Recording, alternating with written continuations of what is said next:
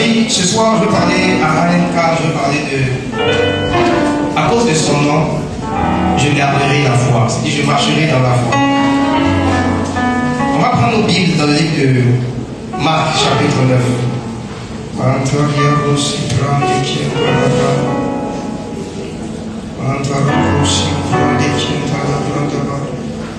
Je vais lire à partir du verset 1 jusqu'au verset 29. Ça sera une longue lecture. Donc, prêtons attention. Et je vais vous expliquer pourquoi je parle. Je vais parler de la foi maintenant. Il leur dit encore, si vous pouvez vous tenir debout, vous le faites, mais c'est pas obligatoire. Il leur dit encore, je vous le dis en vérité, quelques-uns de ceux qui sont ici ne mourront point, qui n'aient vu le royaume de Dieu venir avec puissance.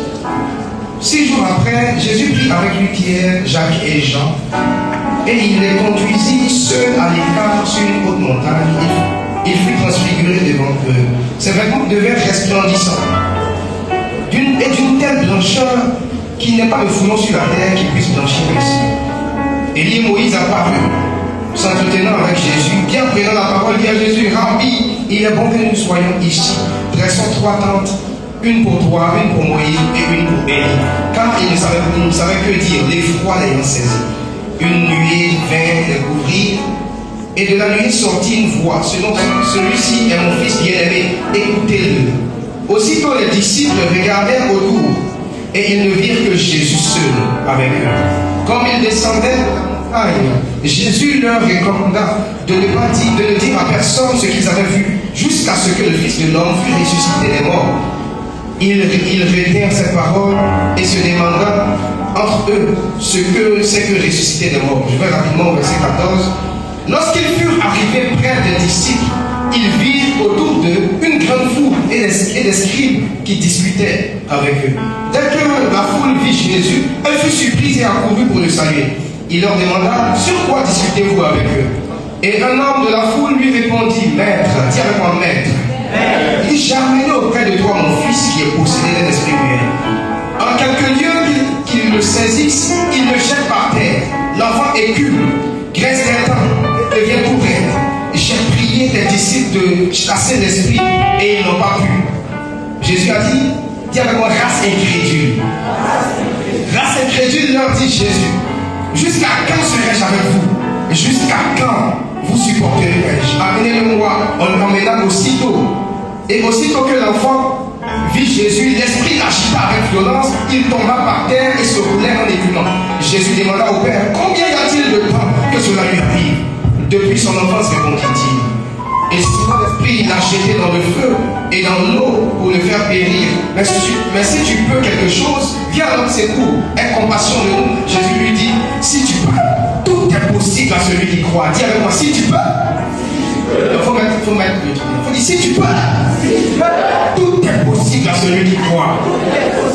Dis encore, si tu peux, tout est possible à celui qui croit. Touche le voisin, dis-lui, si tu peux. Comment peux-tu me demander si je peux? Dis si tu peux. Touche le voisin qui ne sourit pas, dis-lui si tu peux. Tout est possible à celui qui croit. Alors, dans la suite, l'enfant a été délivré, tout ça. Hein? Le monsieur, dans la suite, le monsieur a dit, aussitôt le père de l'enfant s'écria, je crois, viens au secours de mon incrédulité. Vous allez voir, il y a un mot contradictoire dans la même phrase. Il dit, je crois, et puis il dit, viens au secours de mon incrédulité. Au cours du message, tu vas comprendre c'est quoi croire, et puis c'est quoi l'incrédulité. Tu vas comprendre comment manifester ta foi. Amen. Assois-toi dans la gloire, je m'assois dans la gloire. Attitude à avoir pendant le message. Sois en train de parler la langue doucement. Ça ne me déconcentre pas quand tu parles la langue doucement. Je veux que tu sois en train que l'esprit soit en mouvement pendant que la parole passe. La Bible dit que l'esprit se mouvait au-dessus des eaux. Quand Dieu a dit, la terre a changé de forme. Amen. Donc quand l'esprit est en mouvement dans ta vie, les paroles que tu entends, même si tu n'as pas noté, ces paroles-là te transforment au fur et à mesure que je prêche.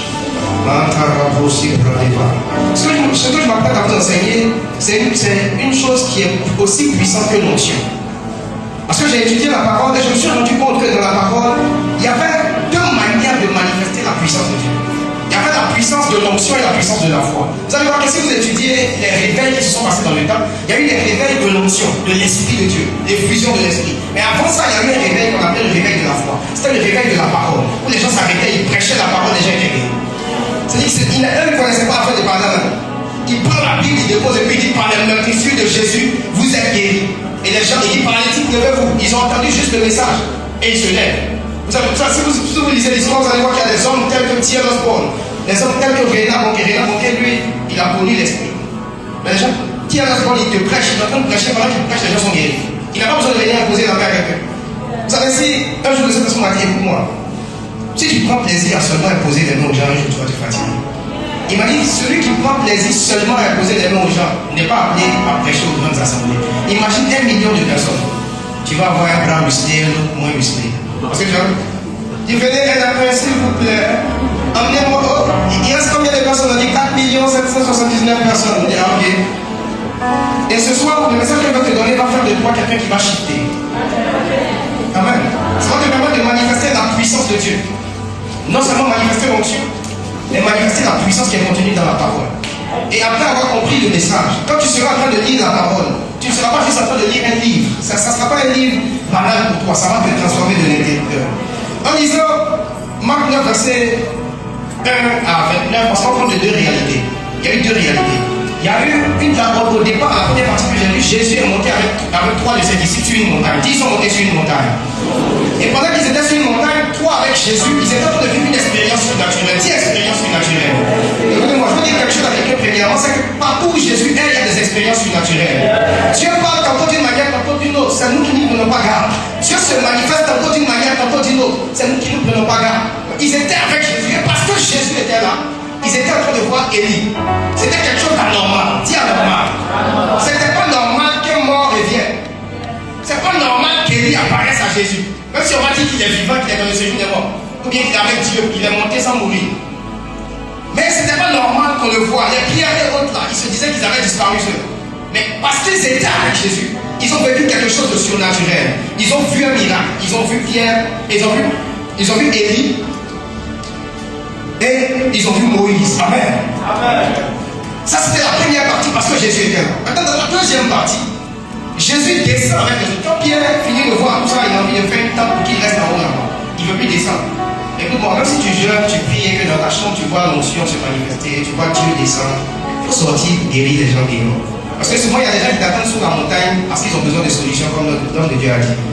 Celui qui voit Dieu, celui qui voit des choses extraordinaires, c'est pas pour sa culture personnelle seulement, c'est pour qu'il soit apte à faire des choses incroyables dans la vie des humains. Amen. Il y a des choses que les gens ne vivront jamais s'il n'y a pas Jésus. Il y a des maladies qui ne guérissent pas à l'hôpital. Il y a des situations qui ne changent pas avec l'hôpital. Bon, il y a des choses qui ne vont pas changer parce que les gens sont partis à l'hôpital ou bien parce que les gens ont beaucoup étudié. Non.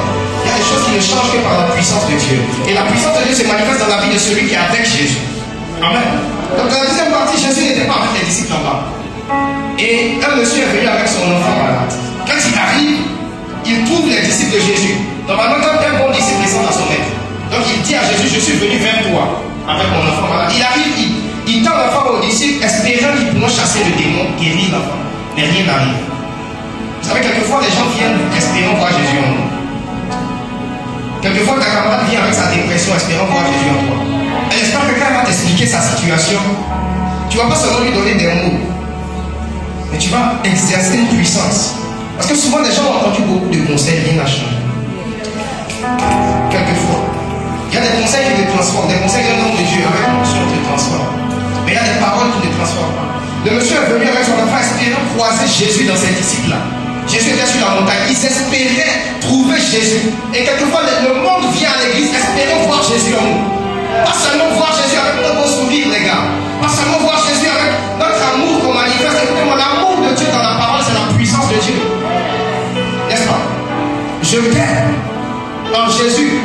Ça veut dire que je peux être aussi capable de t'aider quand tu as une situation un peu complexe. Quand tu as une situation que les hommes ne peuvent pas gérer. Donc quand ce monsieur arrive, il ne trouve pas la solution. Parce que Jésus n'est pas au milieu d'eux. Ses disciples, mes amis, ses disciples avaient la foi. Dis à quelqu'un, les disciples de Jésus avaient la foi. Jésus a dit, vous êtes incrédules, mais ils avaient la foi. Pourquoi? Avant cet événement, Jésus les avait envoyés d'eux, ils ont guéri les malades. Jésus les a envoyés d'eux, ils ont chassé des démons. Ils ont croisé des démons coriaces, ils les ont chassés là-bas. Jésus les a envoyés, ils savaient déjà trouver un cas comme ça. Quand Jésus descend, puis Jésus est étonné du fait qu'il n'est pas chassé. Il est indigné, il dit, mais pourquoi on n'est pas chassé le démon? Il dit, vous êtes incrédules. Pas parce qu'ils n'ont pas la foi. Parce que l'incrédulité, c'est autre chose. Je vais vous expliquer dans le message. Amen. Mais je prie que pendant le message,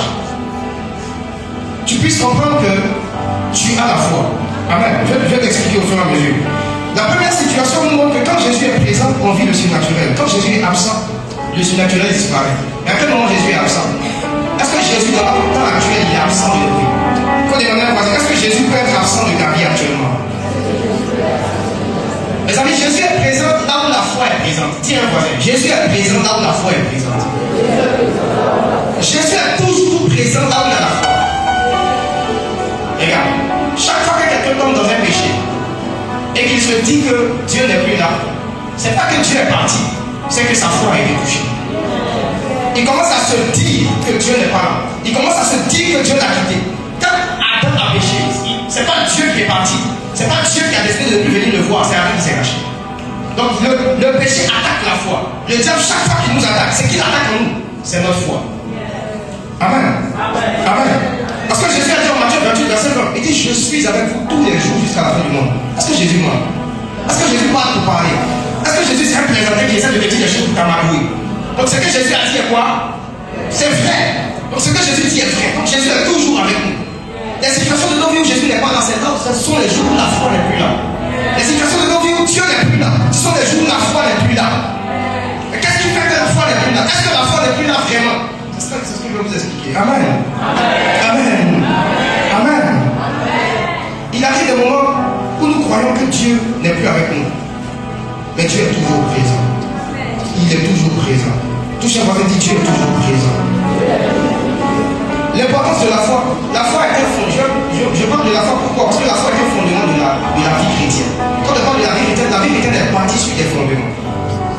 Tu prends ta Bible, on va lire ensemble, tu vas voir quelque chose. Hébreux 6, verset 1 à 2.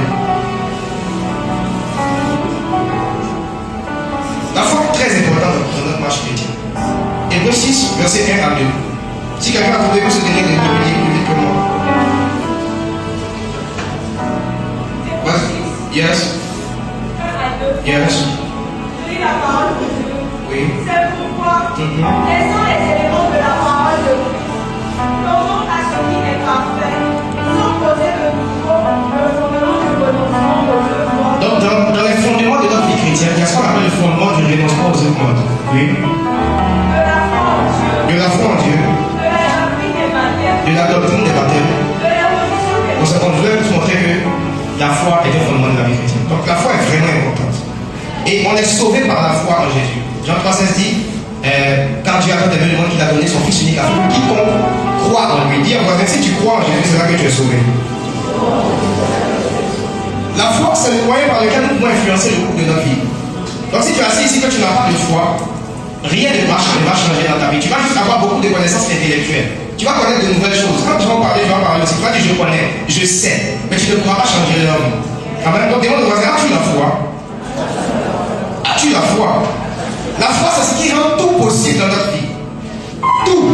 Si tu vois quelqu'un qui se dit qu'il est impossible pour lui de faire certaines choses, il lui manque une substance, la foi. Donc demande au voisin, as-tu la foi vraiment? As-tu vraiment la foi? La Bible dit que le juste doit vivre par la foi. Donc as-tu la foi, voisin? As-tu la foi? Jésus fait une interpellation à toute la. Un jour, il regarde les gens qui leur expliquent une parabole, et puis à la fin, il leur dit, quand le Fils de l'homme viendra, trouvera-t-il quoi sur la terre? Il trouvera-t-il la foi? Il faut dire avec moi, la foi est importante. Jésus a un souci, il veut trouver la foi. Dis à quelqu'un, la foi est importante. Vous savez, Jésus ne vient pas juste pour trouver la foi de ceux qui croient pour aller au paradis. Jésus vient trouver une foi qui permet aux gens d'importuner le Père, qui leur répondent à leurs besoins.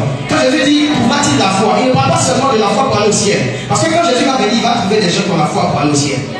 Mais il se demande, est-ce qu'il va encore trouver des gens qui croient que Dieu peut leur donner ce qu'ils demandent? Est-ce qu'il va trouver des gens qui croient que Dieu peut les utiliser pour faire des choses incroyables? Est-ce qu'il va trouver des gens qui croient que Dieu peut encore ouvrir la mer rouge? Ouais, si tu arrives devant la mer rouge, on te dit, mais c'est banal d'essayer d'ouvrir le bateau. Amen. Trouvera-t-il la foi sur la terre? Qu'est-ce que la foi? Je définis la foi, c'est bon? La foi, en Hébreux 11, verset 1, la Bible dit la foi est une ferme assurance des choses qu'on espère et une démonstration de celles qu'on ne voit pas. J'ai essayé de définir. Si tu prends note, tu peux prendre note. La foi, c'est la capacité à croire que ce que personne ne peut voir ou toucher existe. Si tu es dans la salle ici, que tu ne crois pas que ce que personne ne peut voir ou toucher existe, alors tu n'as pas la foi. Mais alors tu regardes mal ta foi. On a besoin de foi pour croire au surnaturel, pour croire aux anges. Souvent, on a une foi qui est axée sur les démons. Plusieurs croient aux démons, fortement aux démons. Ils croient aux sorciers de leur village, ils croient à Satan. Mais je vous dis qu'ils croient tellement à Satan que dès qu'ils sont en train de prier dans la chambre, qu'il y a une ombre qui passe derrière eux et disent oh, un sorcier est en train de m'attaquer. C'est qu'ils n'arrivent même pas à prier seul dans la chambre, éteindre la lumière pour prier de pas. Parce qu'ils se disent que le démon va le toucher. Donc la foi, c'est la capacité de croire que ce qui peut être vu ou touché existe. La foi, c'est la capacité à croire et à démontrer ce qu'on n'a pas vu. Il faut écrire ça. La foi, c'est la force qui nous guide. C'est la flamme qui nous donne la force dans les difficultés. Au cours de ta marche chrétienne, tu vas vivre des choses qu'on appelle des difficultés. Je te dis la vérité. Tu vas vivre des temps où tu es chaud. Et puis des temps où tu veux laisser Jésus. Tu n'as pas envie de croiser le gars quelque part. Tu n'as pas envie de voir un homme de Dieu. Tu veux te cacher de tout le monde. Il y aura ces temps-là. Il y aura ces temps où tu vis dans la sainteté. Et puis des temps où Satan vient te gifler d'une manière. Je ne dis pas que c'est obligatoire. Mais il y aura ces temps-là. Et dans ces temps-là, si ta foi n'est pas solide, si tu ne connais pas ce que c'est que la foi, si tu ne sais pas alimenter ta foi, tu ne sais pas manifester ta foi, on va se demander pourquoi le frère Zélé qui était là, on ne le voit plus. Vous ne vous êtes pas demandé où sont passés ces tontons qui nous ont évangélisés autrefois? Où sont passés ces premiers cadres de l'église? Pour nous qui avons fait des motifs, il y avait des cadres de l'église. Papa, il te dit frère. Moi je me souviens, il y a une soeur, elle prophétisait à un point, elle parlait de l'amour. Bishop, tu viens, elle te dit hier, tu étais derrière une clôture avec la soeur Madeleine. Tu dis tu m'as vu, c'est sûr que tu m'as vu. Parce que nous on ne croyait pas que Dieu parlait avec précision, avec des cadres. Où ils sont passés? Où est passé? Où sont passés ces tantis qui nous prêchaient bien? Même il y a des choses, même on a dansé sur les chansons. Où elles sont passées?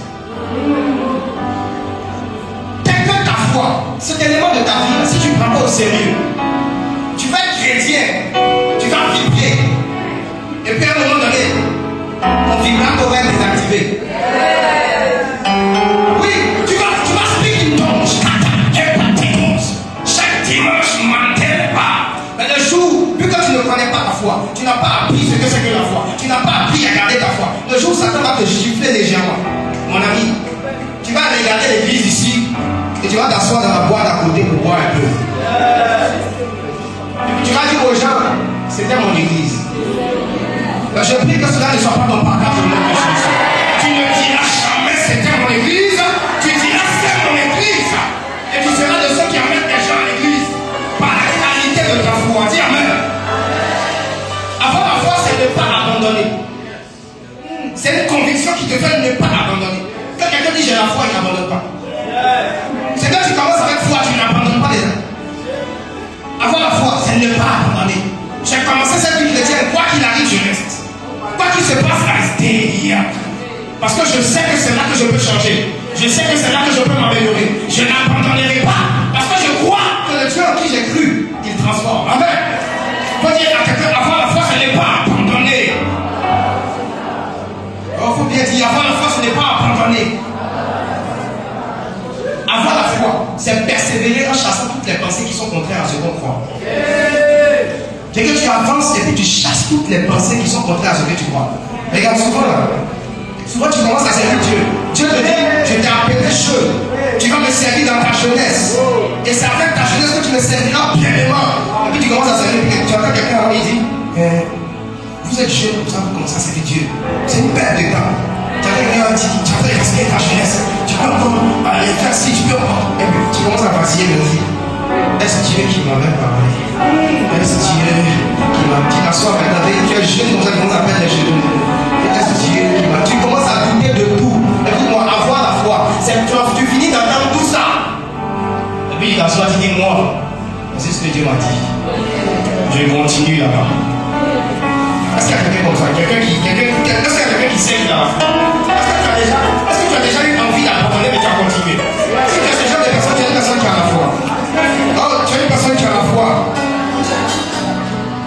À croire, avoir la foi, c'est une question de décision. Qui a quelqu'un, c'est une question de décision. Avoir la foi, c'est décider de croire. Tout quelqu'un qui a sommeil, dis-lui avoir la foi, c'est décider de croire. Je peux être en train de te parler ici, puis de te dire que les anges montent et descendent sur le Fils de l'homme. Et que les anges peuvent venir ici, puis te donner l'argent. Tu peux décider de croire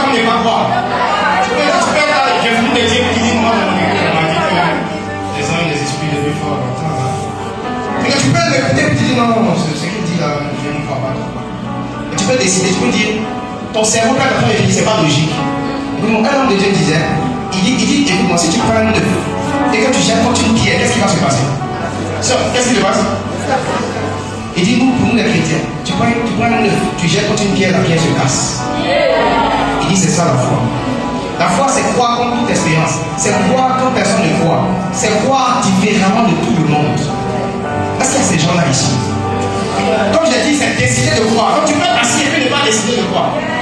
Comme tu peux être assis et puis tu commences à décider de croire. Alléluia. Je parle à quelqu'un. Est-ce que je parle vraiment à quelqu'un? Avoir la foi, c'est garder les regards sur ce que Dieu nous a dit ou nous a montré. Garder les regards sur l'objectif. La foi est plus solide et plus puissante quand elle s'appuie sur la parole de Christ. Quand je dis la parole de Christ, je ne dis pas la parole de Dieu. Je vais parler à quelqu'un. La foi est plus puissante quand elle s'appuie sur le Réma et non sur le Logos. Le Logos, c'est tout le livre. Le Réma, c'est ce que Dieu te dit dans le livre.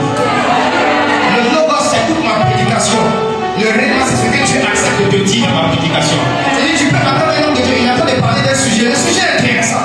Mais il y a une partie de sa prédication, tu as l'impression que c'est de toi seul qui parle. C'est à ce moment-là que tu as reçu un Réma. Tu es en train de recevoir une parole de Jésus spécifique à ta situation, à ta vie, capable de te transformer. Alléluia. La foi est solide quand elle s'appuie sur ce que Christ m'a dit. Et généralement, Christ te dit des choses dans ton intimité personnelle. Ton intimité personnelle, ce n'est pas dans ta chambre. Ton intimité personnelle, ce n'est pas à la maison. Et quand tu picotes dans ta chambre et fermes la porte et puis ton père qui est là dans le secret, est-ce que tu sais qu'il y a des portes sur ton corps? Tes yeux sont des portes, tes oreilles sont des portes. Dès l'instant où tu es assis dans un lieu et que tu peux fermer tes yeux et te concentrer sur Jésus qui est rentré dans ta chambre.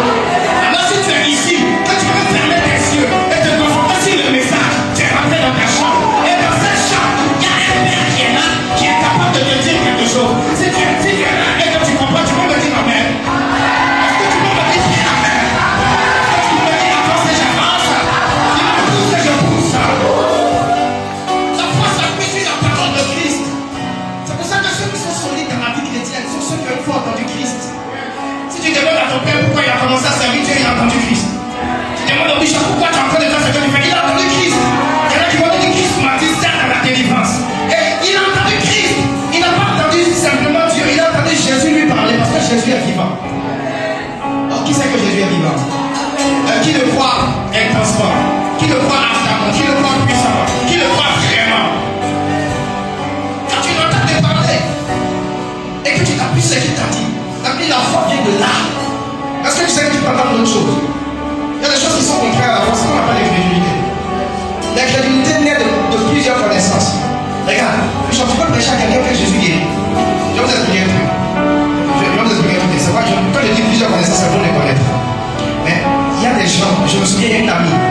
Elle est partie à l'hôpital, elle a fait un examen chez le gynéco. Le gynéco lui a dit que ses règles ne venaient pas parce qu'elle avait une dystrophie. Elle a dit un truc compliqué. Il a dit un nom scientifique, les gars. Souvent, les médecins, quand ils te donnent des noms scientifiques, tu dis, mais hey, ça dans 3 jours, je quitte la terre. Le ciel m'attend. Souvent, quand tu vois le ciel, le Seigneur te dit, ma fille, ton heure est venue. On a vu un question, elle a dit que c'est un truc très grave qui va la rendre stérile. Vous savez pourquoi elle a dit ça?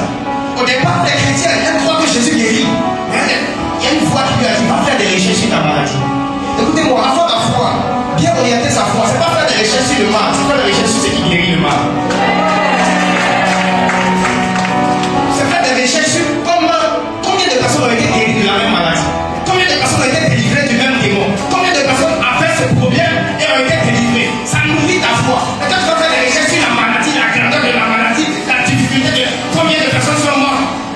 Elle a fini de faire des recherches sur ça, puis elle m'a dit, oui, c'est bien le médecin a dit qu'elle a s'est finie, elle reste stérile. J'étais parti la saluer. C'était une amie, elle était très belle. Alléluia. Donc il fallait que j'aille la saluer personnellement. Quand je vais la saluer, elle dit, je ne te vois pas des jours là, tu ne parles pas de Jésus, il n'y a rien. Elle dit non, parce que le médecin lui a dit qu'elle croit que c'est pas stérile. Elle dit ok, il n'y a pas de souci. Qu'est-ce qui va se passer? Je lui ai dit jusqu'au soir. Jusqu'au soir. Quand je serai rentré à la maison, je vais envoyer un message pour lui dire que c'est revenu vraiment. Ces trucs sont revenus. Elle m'a dit ok. Elle m'a dit ok. Elle dit mais elle ne croit pas. Elle dit ok, tu peux accepter de croire, mais tu ne peux pas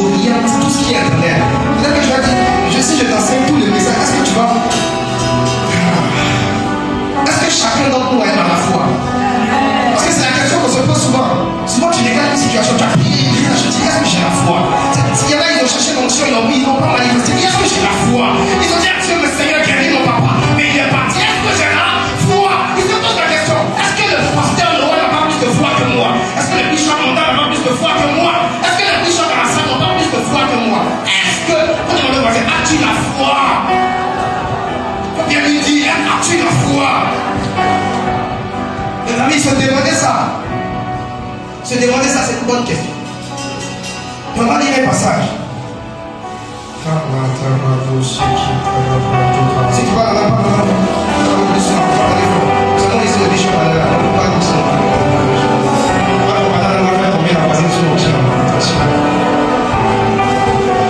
Matthieu 17, verset 19 à 20. Alors les disciples s'approchèrent de Jésus et lui dirent en particulier, pourquoi n'avons-nous pu chasser ce démon? Il dit, c'est à cause de votre incrédulité, de votre manque de confiance dans la puissance de Dieu.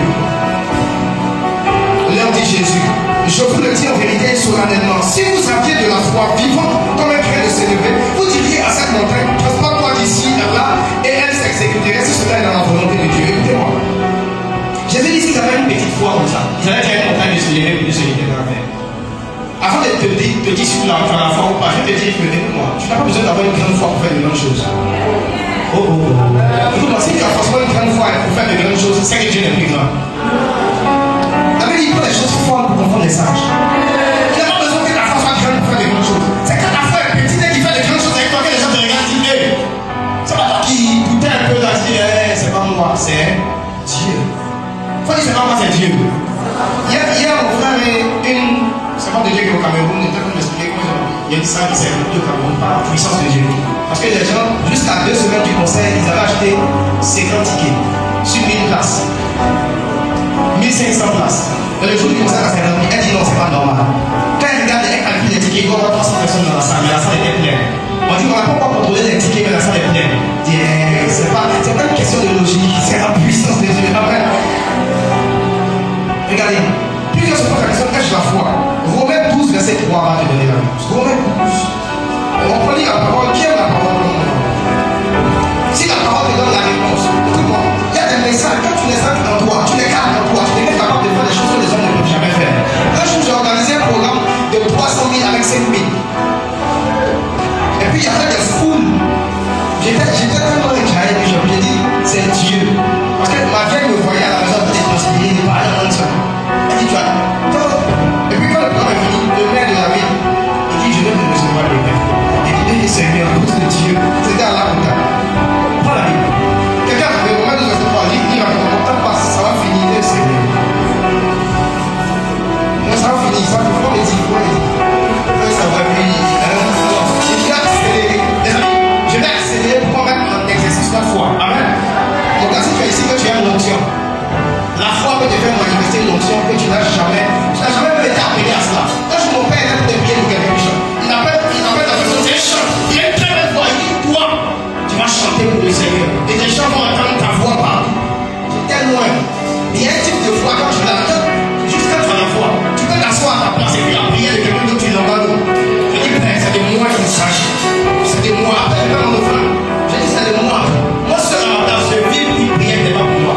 On impose les mains à quelqu'un d'autre ici. Je suis en train de recevoir ici. Quelque temps après, je suis devenu le chant de bois. Les amis, je ne chante pas bien. Mais les gens tombent sous l'option. Ils disent, mon fils, c'est la grâce. Écoute-moi, alors que tu m'entends, parce que tu vas comprendre ce que c'est que la foi. Et que tu vas comprendre que tu as aussi la foi. Alors que tu t'es venu de moi, que tu parles là un peu, il y a quelque chose de Dieu qui se fait en toi. Chantez et pas à ta part. Romains 12, verset 3. Yes. Par la grâce qui m'a été donnée, je dis à chacun de vous de n'avoir pas de lui-même une trop haute opinion, mais de revêtir des sentiments modestes selon la mesure de foi que Dieu a départie à chacun. Amen. Et la Bible dit selon la mesure de foi que Dieu a départie à chacun. Il faut dire j'ai une mesure de foi que Dieu m'a donnée. Il y a quelqu'un à qui Dieu a donné une mesure de foi pour le laisser chaque fois. Il dort, il s'est réveillé. Petit déjeuner, grand déjeuner, c'est rien. Il y a quelqu'un à qui Dieu a donné pour remplir le palais. Il va remplir ça. Il remplira seulement. C'est des pères. Dieu l'a donné pour remplir. Il y a des pères à qui Dieu a donné pour aller au Sénégal.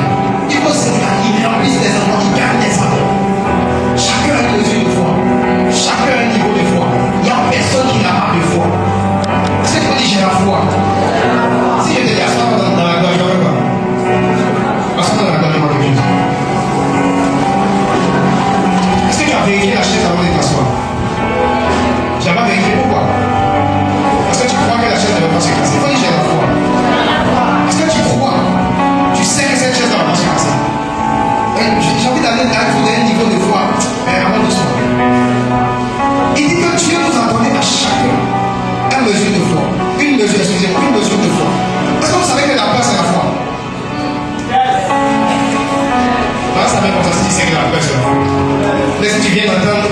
savais, mais tu ne savais pas trop bien, je vais t'expliquer. Est-ce que tu sais que la peur, c'est la foi? Et la peur, c'est la foi, la mauvaise chose. Celui qui a peur a foi que ce qui lui fait peur peut lui faire du mal. C'est que quand tu as peur d'un sorcier, tu crois que le sorcier peut te faire quelque chose. Donc tu crois. Quand tu as peur du noir, tu crois que dans le noir, quelque chose peut se passer. Donc tu as foi. Seulement que tu as foi à la mauvaise chose. Tu as mal orienté ta foi. Tu sais que si tu orientes bien ta foi ce soir, quelque chose dans ta vie qui va se passer qui ne s'était jamais passé. Si tu orientes bien ta foi, si tu t'écoutes ta foi de ta peur, ça tu arrêtes d'avoir peur de cette chose et que tu décides de pointer tes regards, ça que la Bible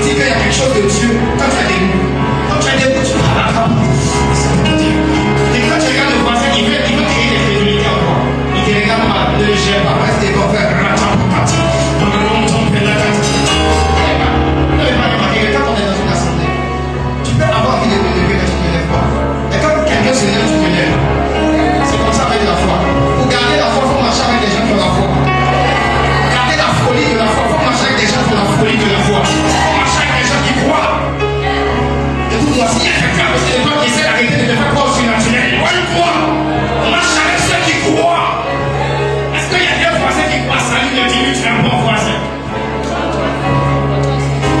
Est-ce qu'il y a un voisin qui parle dans cette atmosphère? Dieu est là. Oh, est-ce qu'il est là? Est-ce qu'il est là? Souris un peu. Souris un peu. Balance la main comme ça. Je t'explique non plus. Je te donne une parole de foi. Alors que tu es dans cette atmosphère et que tu te tiens comme ça. Juste pendant que tu es en train de parler dans l'esprit te remplit. Il te remplit et il brise les verrous en toi. Regardez, homme de Dieu. La foi est tellement puissante que ce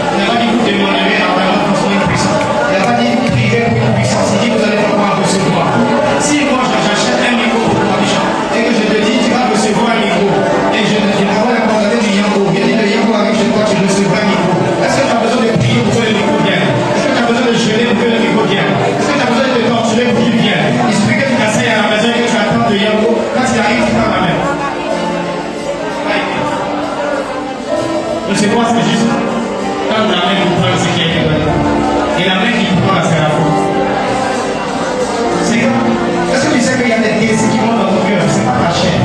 Quand tu es dans la présence de Dieu, quel désir monte dans ton cœur? Quand tu es en train de prier, et puis tu vois que tu commences à avoir envie de guérir les malades. C'est pas l'orgueil, c'est pas l'ego, c'est pas ta chair. Parce que ta chair ne va pas guérir les malades. Celui qui guérit, c'est l'esprit en toi. Celui qui guérit, c'est Jésus. Donc Jésus en toi, comment ça fait monter ses désirs en toi? Ça de l'éternel qui est guéri, si tu ne donnes pas ce que ton cœur désire. Ceux qui utilisent tes désirs, accomplir ses desseins. Alors que tu as aussi fait un désir de manifester sur un niveau. C'est plus toi. Quand j'ai vu ma fille, quand j'ai vu Philippiens 2:13, Philippiens 2:13 m'a dit une chose qui m'a fait du bien. Il dit, car c'est lui qui produit en nous le vouloir et le faire. Il dit, ce que tu veux, ça ne vient pas de toi. Le désir que tu as de marier de Dieu, ça ne vient pas de toi. Il dit, le vouloir et le faire. Le désir que tu as de guérir les malades, ça ne vient pas de toi, Michel. Ta chair a envie de voir qui est. Le désir de ta chair, c'est aller au maquis. C'est répondre au message de la sainte partie. Ça vient de faire quelque part. Ça peut aller dans un pays là. C'est ce que ta chair veut. Mais ce que Dieu veut, ce qui est dans la volonté de Dieu, ta chair ne veut pas vouloir. Quand ça vient en toi, c'est que Dieu est en train de vouloir. Et Dieu veut, il veut en toi. Il veut que tu dises. Pour commencer à dire, Père, I want something, I don't know why. On dit, Père, je veux quelque chose, je ne sais pas pourquoi. Mais je veux remplir les stades pour ta gloire. Je veux devenir milliardaire. Financer les œuvres de Dieu. Dans mon cœur, je ne sais pas pourquoi. Dans la vie de toi, tu as des envies d'intimité avec Dieu. Tu as des envies de présence de Dieu. Tu veux rentrer. Ça ne vient pas de ta chair. Il produit en toi ce qu'il veut. Est-ce que quelqu'un veut quelque chose ce soir? Est-ce qu'il y a des choses, alors que je parlais, il y a des choses qui sont montées en toi? Est-ce qu'il y a des choses que tu peux? Laisse-le comme ça. On est déjà dans ce de foi. Et il dit que vous demanderez en prière, croyez que vous avez des choses que vous devez s'accomplir. La foi, c'est pas après, la foi, c'est maintenant. La foi, c'est pas tout à l'heure, la foi, c'est maintenant. La foi, c'est pas dans quelques heures, la foi, c'est maintenant. Dès que tu commences à s'enclenche. Toi-même qui viens parler à l'homme, tu as déjà reçu. Si tout de suite tu fermes tes yeux et que tu décides de parler à l'homme, tu vas parler à l'homme. Donc, je vous remercie.